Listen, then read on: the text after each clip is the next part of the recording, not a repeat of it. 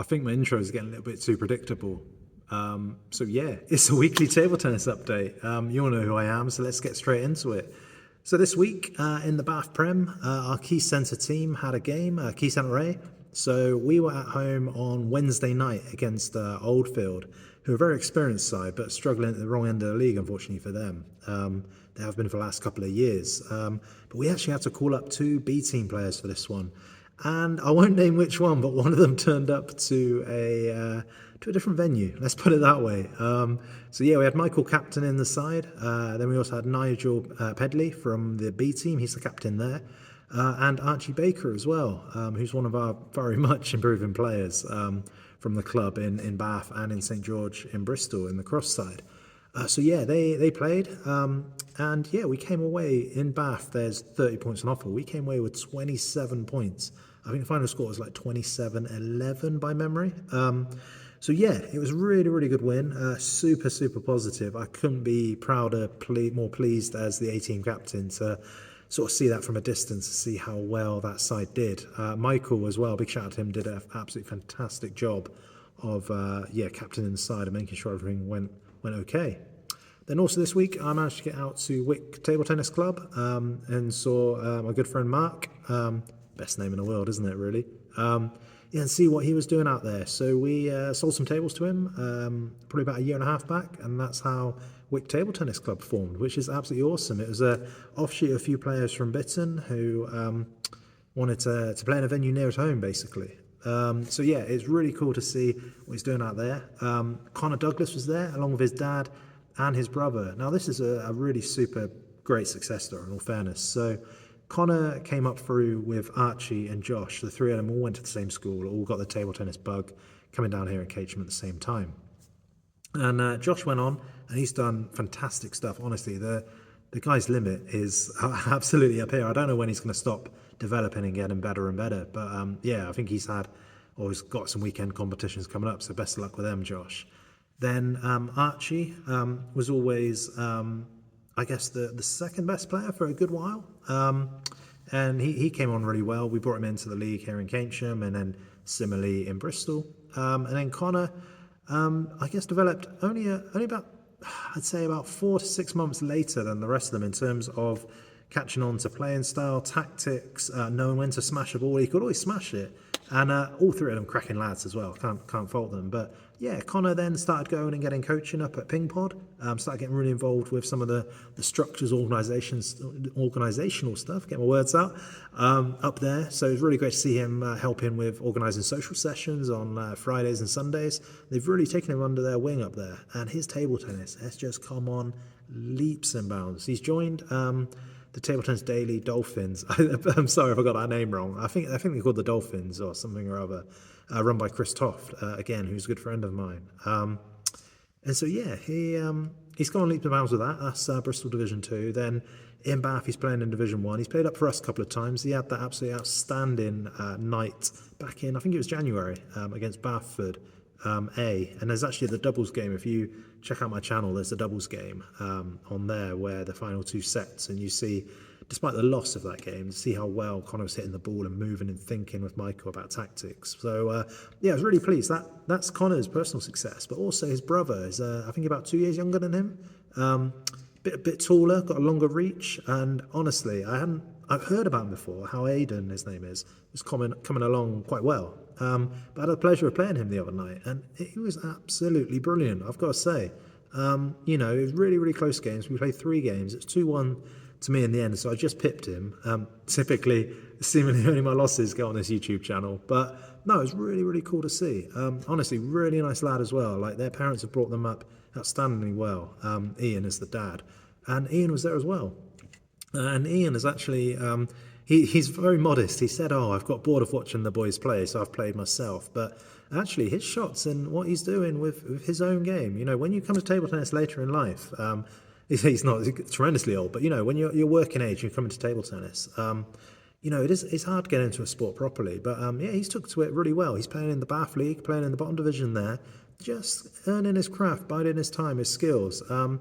And Mark's telling me how they're looking to keep Wick going and expanding it next year. So Exciting. I don't know whether he wants me to tell people this, but yeah, basically developing the Bath League bits and pieces, and yeah, continuing in Bristol as well.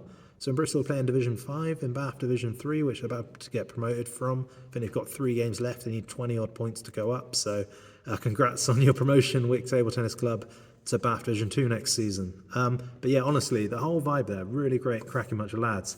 And also one of the players there, Martin, plays for Mayfield, which is my dad's team. So I think he's seen more of my dad than I have. So Steve, if you're watching, yeah, thanks for yeah, the birthday bits and pieces just recently. And yeah, hopefully come to a game soon, and yeah, we can have a good old catch up. But yeah, it's been absolutely awesome to see that club up there thrive, and that Martin player is a good player as well. Again, really close games. I just pipped him, thankfully, but yeah, shows the abundance of talent throughout all 4 of the leagues here. We had a good old chat afterwards in the pub about just sort of developing coaching aspects and trying to integrate clubs like Keynsham, Wick, you know, and other clubs in and around. You know, you've got your Bear Flats, you've got your Invaders, you've got all different people can sprinkle into different clubs, which I think is really healthy. I mean, it gets not boring, but it gets repetitive, I guess, which is kind of a strand of boredom to play the same people day in, day out, week in, week out. So yeah, it's great to play a lot of different players. Then, yeah, Keynsham tonight behind me with the badge just about there. I feel like Stone Island or something. But yeah, it was really cool tonight. We had 16, so numbers went back up, which was superb. We did have some table maintenance again, unfortunately. So our DK tables, some of the wheels started coming off, unfortunately. So yeah, we just found that, I don't know if it's a design fault, but the wheel structure at the bottom is super thin metal. It doesn't seem capable of supporting the weight of the table when it's upright and being moved from, you know, sort of over the floor, basically. So yeah, we've taken off T-junctions off the bottom one of the tables tonight with Keith Gammon. Keith's been an absolute superstar. He's going to try and make those T-junctions stronger, basically, and reposition the wheels and bolt them on with bigger, better screws. So yeah, really excited to see, Keith, what you do with that. Absolute gem of a guy, so I can't thank you, you know, can't thank you enough, really, for doing this. Similarly, Martin Rogers also gets involved with fixing the tables, and Tim did as well. So yeah, all 3 of them, 3 wise men, are absolutely superb people to have around. So yeah, really, really cool, really excited to see what we can do with that. And we had 2 new players in the room, which I'm going to try and remember the name. It was Ola and JJ came for the first time. Again, sorry if I mispronounced or forgot your names there completely. Then we had John came for a second week in a row. So now we've got attacking John Hunter, comes regularly. Now we've got other John, but we can't call him other John. So I'm going to have to figure out how he plays and come up with a nickname for him. Next week will be his 3rd time. I think he's going to sign up as a member too. So that's really exciting. Also, who else came today? Oh, Nuno came for the first time in ages as well, which was great.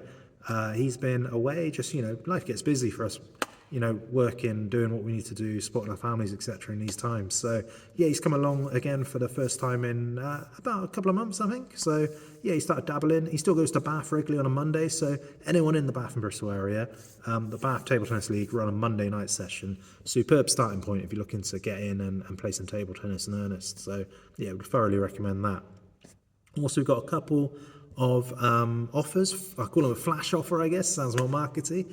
But yeah, flash offer with bits and pieces in March. So any of our junior players, so eligible for the under-15s or under-19s, if you enter that. So far, I think it was only Josh had entered. I think the Bath League needed a few new players. So I've come up with an incentive that if any juniors enter that competition, which is coming up, details on the Bath district website.